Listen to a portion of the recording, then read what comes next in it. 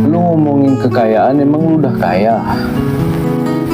Gimana hidup lu, udah kaya belum? Kok gue lihat hidup lu masih gitu-gitu aja. Udah 5 tahun loh kita berjumpa, kok nggak ada perubahan? Hidup lu masih compang-camping, hidup lu masih ngekos, ngontrak, ya. Sering ya kita bertemu dengan orang-orang kayak gini gitu. Manusia-manusia yang berada di level kesadaran yang paling rendah kayak gini. It's okay, kita maklumi ya. Kalau aku pribadi, aku maklum. Karena menurut, kalau membahas tentang kekayaannya, pandanganku sekarang tentang kekayaan itu ada dua. Yang pertama, kaya secara materi, dan yang kedua kaya secara batin. Kenapa aku bilang ada dua ya? Kalau secara kaya secara materi itu sifatnya tidak pernah terpuaskan. Tapi kalau orang yang kaya secara spiritual, kaya secara batin, secara jiwa, itu sudah pasti terpuaskan. Jadi yang dimaksud ini adalah kaya yang mana dulu gitu. Kalau kaya secara batin itu sudah pasti dua-duanya dia dapat. Materi dia dapat, secara batin dia juga dapat. Tapi kalau kita sering lihat, kenapa orang-orang spiritual rata-rata hidupnya tuh kayak miskin gitu, kayak ya apa adanya gitu. Karena kaya secara batin dan kaya secara materi yang tampak ini berbeda. Kalau orang yang secara batin dia sudah kaya, itu artinya dia sudah selesai dengan dirinya sendiri.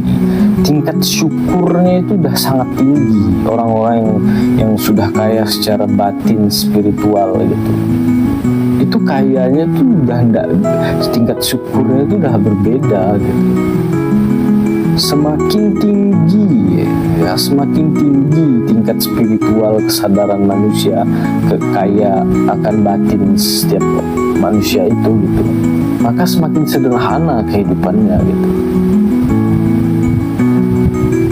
dan sudah pasti terpuaskan gitu. Walaupun dia cuma makan dengan nasi campur garam gitu, itu udah sangat-sangat bersyukur. Bahkan dia bisa menghirup udara aja, itu udah syukurnya udah luar biasa. Beda dengan orang yang kaya secara materi.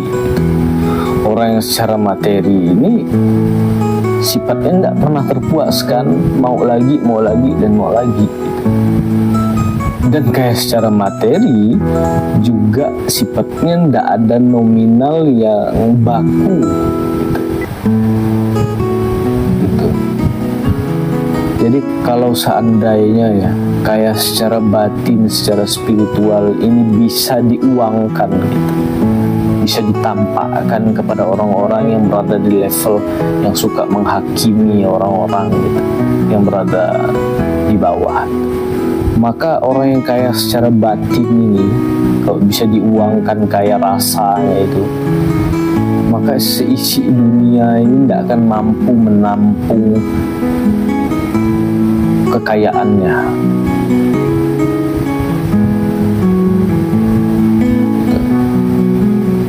Jadi sekali lagi, kekayaan itu adalah tentang rasa syukur.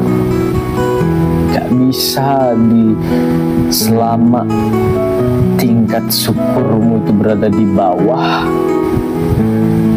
ya materi duit itu adalah nominal, itu adalah segalanya bagimu gitu.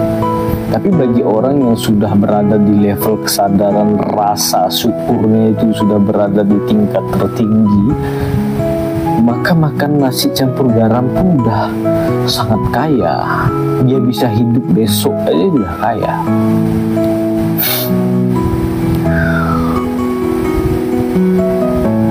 Ya, jadi itu dua hal yang berbeda. Kalau bicara tentang kekayaan, aku lebih memilih kaya secara rasa dibanding kaya secara materi. karena hidup ini adalah tentang rasa. Kalau rasa saja sudah bisa kau kuasai, maka semua dunia itu malah melayanimu gitu.